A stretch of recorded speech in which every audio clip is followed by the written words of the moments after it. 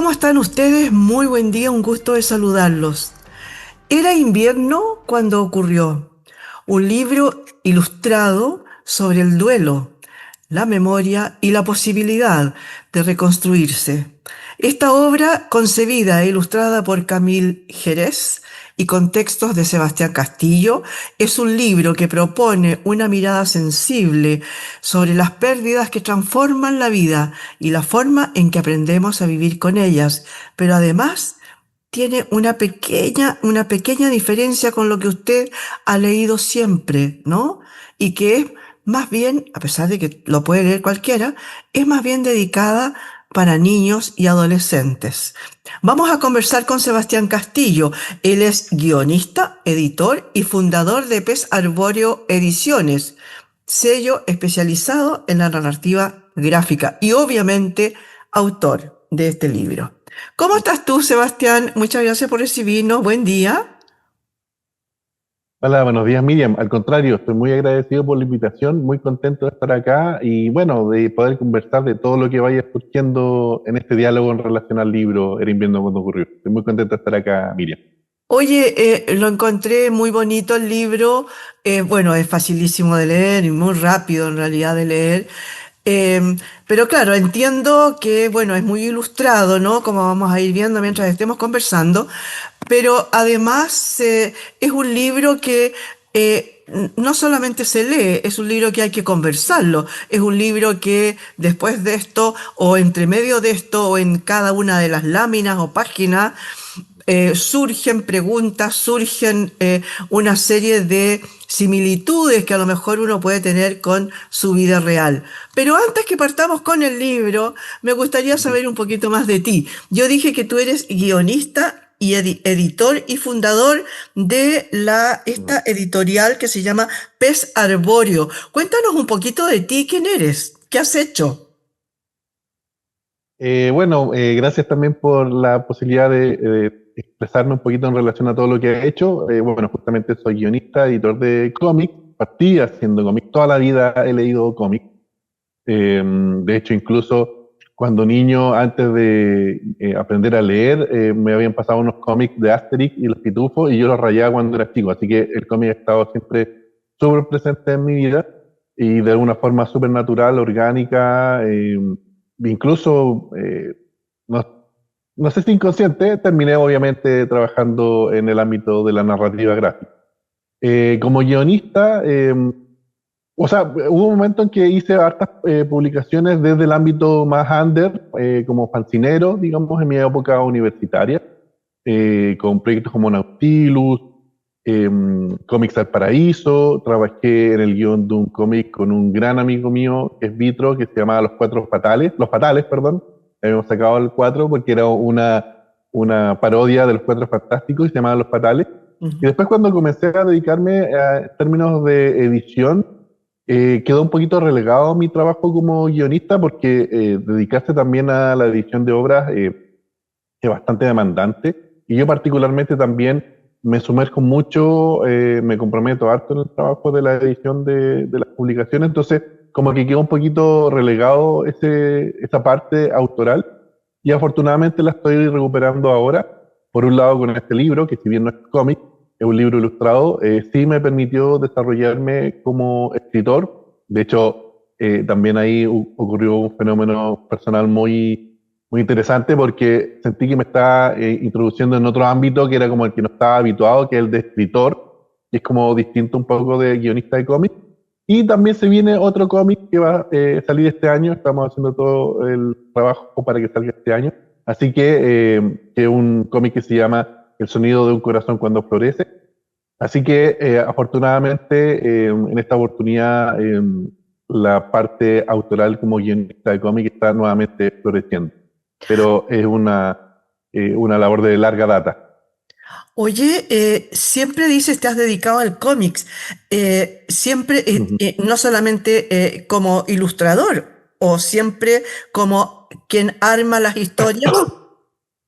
Claro, como guionista, yo como Ya, dibujante estoy horrible, yo dibujo ya, monitos de palo, así que esa es toda mi capacidad artística como dibujante. como Y bueno, de dibujante. hecho, eso. Exacto, de hecho eso fue lo que hizo que decantara por ser guionista, porque en una oportunidad intenté, de hecho un par de amigos que me enseñaron a dibujar, pero era demasiado, así que no, dije no, prefiero irme por este otro camino, digamos, que entre comillas no es que sea más fácil, sino que tenía habilidades Ah, mucho más desarrolladas por ese lado. Así que finalmente me fui por ese camino que es el de guionista. Y bueno, lo perfecto. otro también que quería señalar es que Sí. desde hace un tiempo soy gestor cultural, me he estado dedicando a la mediación lectora, con énfasis precisamente en la narrativa gráfica y en la literatura infantil juvenil. Háblame un poquito Así que más de eso, también, qué significa la mediación lectora, porque es algo que a mí me llama la atención rápidamente por la poca costumbre que tenemos acá en Chile. sí, sí. Lo que pasa es que, bueno, está el libro como objeto, ¿cierto? Y ese libro, por supuesto que la función que tiene, o no sé si función, pero está hecho para ser leído. Y ocurre que es un fenómeno, yo, bueno, no sabría decirlo en otros países, pero acá en Chile los índices de lectoría son bastante, de lectura son bastante bajos. Y uno de los diagnósticos que se han hecho es que lamentablemente desde la infancia se asocia mucho la lectura con una nota. Entonces hay una relación muy como en base a un resultado o algo que se requiere evaluar. Y algo que se pierde, que es súper importante dentro de las personas que se dedican al estudio de la lectura y de la mediación, tiene relación con el goce lector. Claro. Y eso es lo que se ha ido perdiendo. Entonces, de alguna manera, el mediador lo que hace, tal como dice la palabra, es presentarse frente al libro, la obra y el lector. Y de alguna manera servir como puente para acercar ese libro, esa experiencia lectora, a la persona que quiera leer, pero mostrándola desde ahí, como una experiencia que tiene un goce, que tiene un disfrute. Porque finalmente, ¿quién va a querer hacer algo que no le agrada? Y el tema es que la lectura está también muy estudiado, hay muchos, digamos, resultados de trabajo investigativo que hablan de que la lectura no tiene que ver solamente con una capacidad de poder entender y comprender un texto, sino que también está asociado a la forma en que nosotros logramos expresarnos. No solamente sirve para enriquecer un mundo interior, sino que también fomenta la empatía, fomenta una mirada crítica y está vinculado también con muchos otros desarrollos dentro de la persona. Entonces no es solamente un tema de decir, lo importante es que los niños lean para poder tener un mayor bagaje, que por lo demás también bagaje de un léxico es sumamente importante. Por ejemplo, yo cómo podría decir lo que siento, lo que tengo en mi interior, si no logro encontrar las palabras para definirlo. Claro. Puede sonar como algo muy pequeño, pero es muy fuerte, es muy potente. Porque además también, por ejemplo, emociones, me estoy saliendo un poquito, perdón, pero por ejemplo hay emociones, por ejemplo, no sé, la frustración, la nostalgia, que no tienen relación con la rabia o con la pena. Si yo no logro entender esas sutilezas en términos de concepto, los conceptos se configuran en relación a la palabra, difícilmente voy a poder trabajar esas emociones que siento. Entonces hay muchas cosas relacionadas con la lectura que van más allá, como decía, de solo leer un libro. Entonces el mediador, por ejemplo, muestra todo esto, muestra todo este abanico de beneficios que tiene la lectura, pero en definitiva lo que hace es acercar, es darle la posibilidad a la otra persona, que puede ser un niño, niña, adolescente, puede ser personas adultas, puede ser cualquiera, digamos, darle a entender y a mostrar y a darle la posibilidad de que pueda disfrutar la lectura. Eso es como a Oye, súper grandes rasgos como la labor mediadora. oye, lo encuentro buenísimo. Tú algo ahí dijiste hacia el final, porque mi pregunta era, bueno, ¿y tú te dedicas más bien a esto o lo querrías hacer a lo mejor y es algo que lo tienes ahí dando vuelta? más con niños, con adolescentes, con gente grande? ¿Cómo lo hace? ¿A través de talleres? ¿Se dan como un trabajo? A ver, vamos a leer este libro ahora, tráiganme, no sé, por lo menos las primeras 50 hojas leídas y las vamos a conversar. ¿Algo parecido o no? Sí, bueno, de hecho ahí también aparece una forma también de acercar la lectura muy bonita que se ha estado mostrando mucho últimamente, que son los clubes de lectura, Sí, porque además también exactamente. ocurre que la lectura es muy personal, es muy íntima, pero nosotros somos seres sociales. No voy a entrar, digamos, en esta discusión de esa persona que dice, no, yo crecí solo, a mí nadie me ayudó, eso es falso, Es porque mentira. exacto, desde la persona, puede ser que puede ser una ridiculez, pero desde la persona que me dio la posibilidad, por ejemplo, de decir, ¿sabes qué?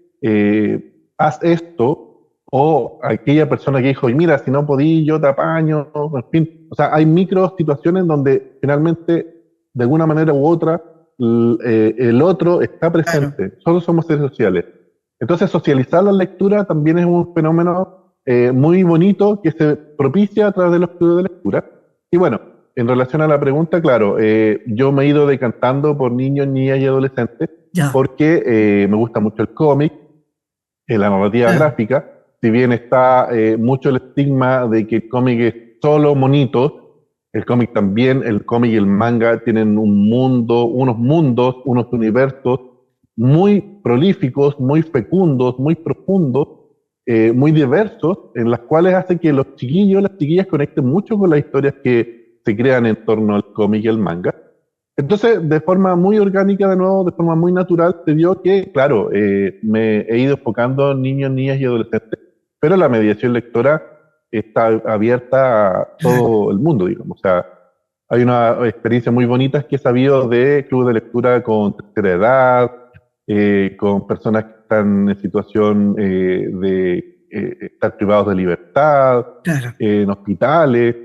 Entonces, la lectura puede llegar a todas partes, a todos lugares. Y bueno, en mi Sí. caso fue por todas estas cosas de cómo se fue conformando mi recorrido laboral, con mis Ujú. gustos también. Así que, y bueno, además fui profesor de filosofía, hace tiempo que no hago ya clases de filosofía. Entonces me llevo muy bien también con los niños, niñas y adolescentes. Así que estaba todo configurado para que me fuera por ese lado. Oye, qué bien, sí, pues tú tienes toda la razón, que en realidad, además de que somos seres sociales, muchas veces cuando yo soy una gran lectora, entonces cuando yo estoy leyendo algo o he terminado recién un libro, me gustaría muchísimo comentarlo con un alguien que también lo haya leído, ¿no? O que esté por ahí en vías de, no haciendo spoiler, obviamente, pero Sí. me gustaría mucho comentarlo, el trasfondo que hay, o lo que dijo, lo que no dijo, o qué camino tomó y que a lo mejor fue errado. Pero bueno, hoy día están surgiendo cada vez más, como dices tú, estos clubes que incluso se reúnen por temática, ¿no? Hay quienes les gusta la historia, por ejemplo, bueno, en fin, no nos vayamos más por ese lado y volvamos un poco a lo tuyo. A ver, en este libro, perdona, hay una cosita que me quedó dando vuelta. Ujú, Tú mencionaste ujú. cómics y Manga. ¿qué es manga? Eh, bueno, para las personas más adentradas en el tema de la narrativa gráfica, son formas de narrar gráficamente. Para algunas personas como que hay una diferencia muy notoria, pero fundamentalmente desde la narrativa gráfica el manga es cómic, pero proveniente de Japón, hecho desde Japón. Tiene Ya, algunas diferencias. Yo ya, aquí, a mí me pasa que de repente me hacen preguntas y yo como soy tan bueno para conversar, me abro. Entonces voy a abrir un paréntesis. Desde la narrativa gráfica y quienes estudian la narrativa gráfica establecen que hay ciertas como líneas, ciertas ujú, escuelas, ciertas tendencias de creación de cómic.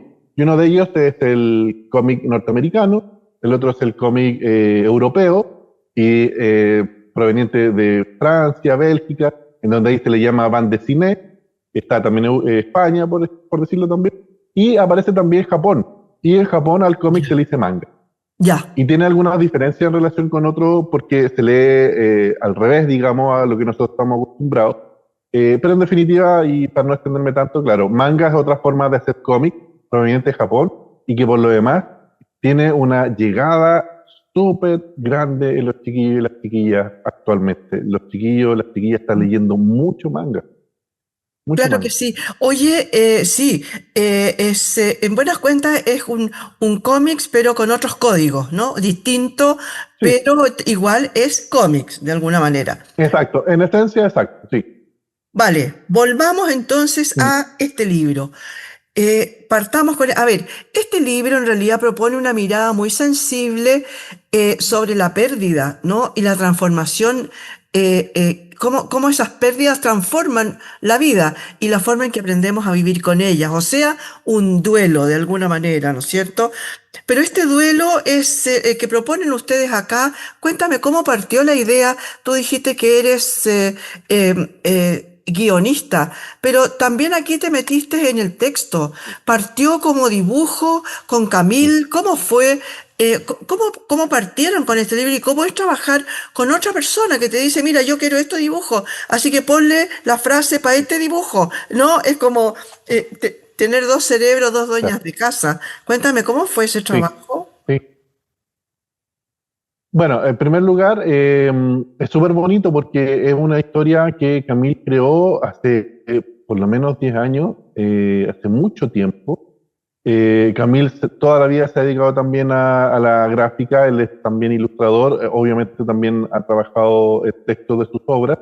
Y en esa época, él cuando creó Era invierno cuando ocurrió, lo hizo desde el formato fanzine, un formato más artesanal, se hace a mano, tiene ciertas particularidades, pero que también es súper potente también como formato. Hay gente que tiende por este mismo elemento de que es como más artesanal, es como más under, como que de repente tiende como a menospreciarlo o a subvalorarlo. Sin embargo, también el formato del fanzine es muy bonito, de acuerdo a la intencionalidad que uno tenga con el uso del fanzine. Sin embargo, uno de los elementos que tiene es que como es muy artesanal y hecho a mano, generalmente las copias que se producen son muy pequeñas. Claro, Y en esa oportunidad yo ya conocí a Camil, me encantó la obra y surgió la posibilidad de poder publicarla de nuevo, pero ahí llevarla como a un formato más libro. Entonces, bajo esa perspectiva, el libro ya estaba hecho, la obra ya estaba creada. Camil tenía la intención de hablar de ciertos temas, pero lo bonito, y es lo que quería mencionar, y por eso que ocupé ese concepto, y además también una cosa muy particular, es ver el trasfondo de cómo una obra se crea, de cómo una obra, en este caso, también se transforma. Porque digamos, la versión original de Era invierno cuando ocurrió ya existía, y cuando yo empecé a trabajar como desde la edición, surgió de forma también muy natural que después pasara a los textos. Entonces, por un lado partió de esa manera, respecto al tema de cómo es trabajar con otra persona, tiene que ver mucho también con los caracteres de cada uno, en definitiva es como cualquier momento, situación de convivencia, en donde ahí hay que ver cómo se hace para trabajar, pero lo bueno en el caso de Camila es que coincidíamos mucho y sintonizamos mucho desde sensibilidades, desde formas de ver, muchas cosas, y particularmente también esta obra y los conceptos que aborda Era invierno cuando ocurrió. Entonces fue súper fluido, fue súper bonito y fue muy, muy orgánico. De hecho, claro, respecto a esto, como tiene que ir tal palabra, tal cosa, se dio también que cada uno confió mucho en la labor de cada uno. ya. Pues, si bien igual conversábamos y a Camille le decía, mira, esto yo le mandaba cada cierto tiempo versiones de los textos, Camille me decía, oye, está bacán, va súper bien.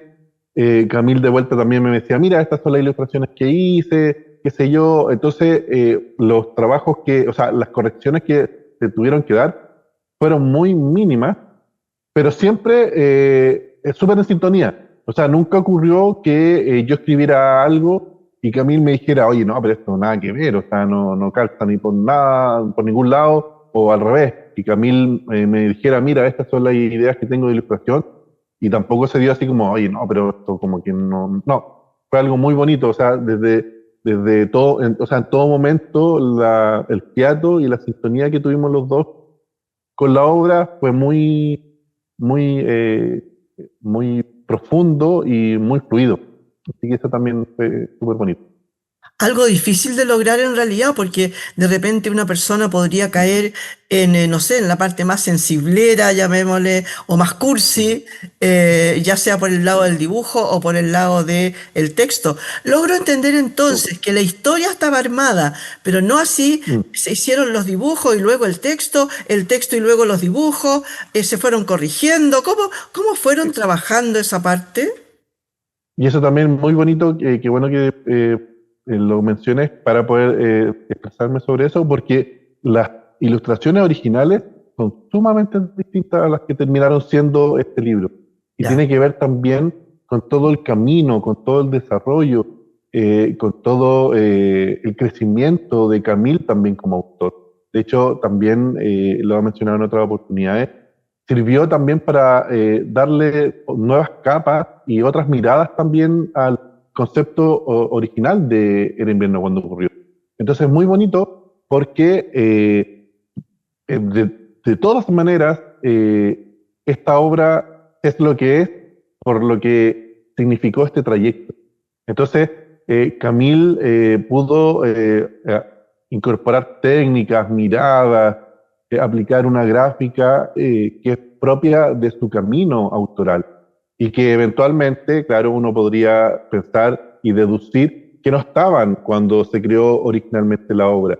Entonces, en el caso de él fue como retrabajar las páginas. Hubo muchas que cambiaron, sí, por esta nueva mirada, por este nuevo concepto.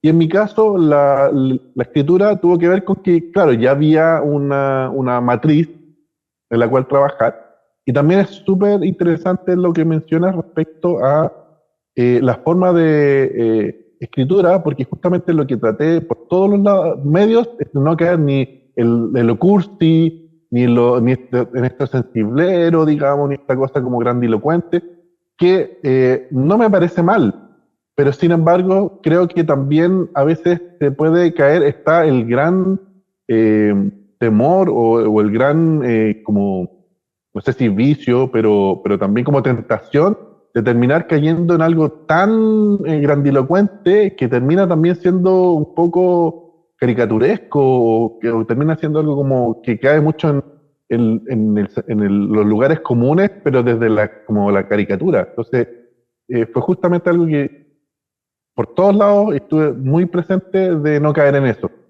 Así que fue muy complejo porque, de nuevo, de repente da como para caer en eso, porque son emociones sumamente potentes. Entonces, tratar de hacerlo como contenido, de hacerlo como lo más natural posible, lo más simple posible, fue súper desafiante. claro que sí, porque el tema daba para irse más para esa parte, para ese lado, ¿no? Sin embargo, logran un relato fino, que a lo que tú dices, contenido, ¿no? La emoción contenida, que provoca más emoción en quien lo lee o en quien lo está viendo. A mí me gustaría, adentrándonos, yo sé que tú no eres psicólogo, pero hablar un poquito sobre lo que propone el libro, que no es onda olvidar el invierno, pasar luego a una primavera o un verano, sino que transitarlo todos los días, digamos, hasta que realmente se transforma en no sé, en una posibilidad de sentir de nuevo, ¿no? Distinto, en un sufrimiento que ya no ocupa todo el espacio, sino que uno sabe sobrellevarlo, ya sea porque tienes el alejamiento de un hermano, como en el caso de una hermana, como en el caso del libro, será todo lo que voy a decir del texto, o sea de la pérdida de algún ser querido cualquiera, incluso incluyendo para un pequeño, por ejemplo, lo que significa perder su mascota, ¿no? Entonces, a ver, este libro, yo dije al principio que una de las cosas que lo hacían diferente a otros es que es un libro para conversarlo, es un libro para abrir posibilidades, porque hablar de la muerte con un chico, con un niño o adolescente, no es fácil, más todavía si esa muerte le ha tocado muy de cerca, ¿no? Entonces, puede servir. puede que no, pero puede servir para justamente abrir, digamos, conversaciones necesarias, ¿no? Sí, sí, sumamente acertado todo lo que estabas mencionando, porque sí, este libro es súper propositivo, no busca ser un manual, no busca decir esto está bien, esto está mal, tienes que sentir así, tienes que sentir así, porque cada uno tiene su forma de lidiar, de abordar, de enfrentar y en definitiva de convivir con estas experiencias. Entonces es súper difícil decir como tienes que hacerlo así o así. Y qué bueno también lo que mencionabas de generar diálogo, porque eso es lo que también busca el libro, es aperturar conversaciones eh, que son difíciles y además también, porque claro, obviamente que el tema está ahí de manera explícita, es la muerte, es el duelo, pero también es la ausencia de, que además también muy bien, los niños a veces ya están conectándose con lo que es la vivencia de la muerte, por ejemplo, cuando pierden una mascota.